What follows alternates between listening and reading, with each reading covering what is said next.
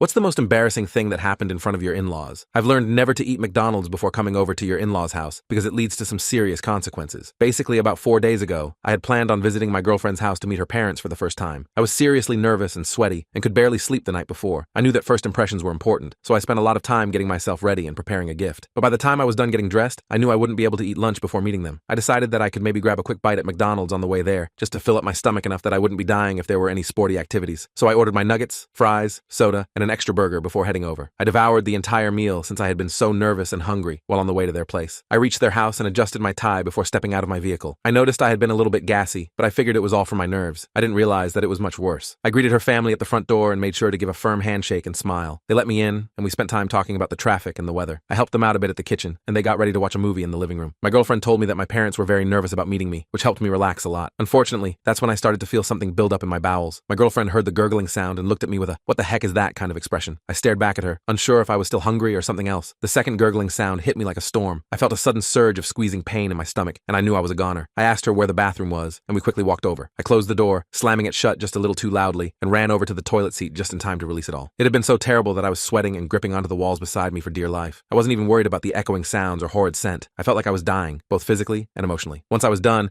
I pushed down on Silver Handle a few times, but the toilet refused to flush. I started to feel panicked, and my ears burned bright red from the adrenaline rush. I opened up the faucet and realized that there had been no water running. My hands started shaking while I tried calling and texting my girlfriend for help, but of course, she didn't answer. Her phone was typically on silent mode, so the chances of getting her help were already pretty slim. I searched around the cabinets and corners for a plunger, but couldn't see one. After spending at least 2 minutes searching around and trying everything again, I gave up and decided to just exit and ask my girlfriend for the plunger later. But when I opened the door, her dad pushed past me to try to use the toilet after having to wait for a while. I tried to stop him, telling him not to go, but it was too late. I heard him yell out, "What the?" before a moment of silence while he completed his own bathroom adventure. When he got out, we stared at each other without saying a word. He nodded and patted my shoulder twice before walking away towards his wife and daughter. He told his family to use the bathroom upstairs for the day because the one below had terrible problems after he used it. His wife called him gross, while my girlfriend scrunched up her nose and said, "Daddy, my boyfriend is here. Don't be so gross around him." Later on, after the family movie, I thanked him for covering for me and promised not to do it again. He took a sip of his alcohol and said, "No problem, son. Sometimes crap happens."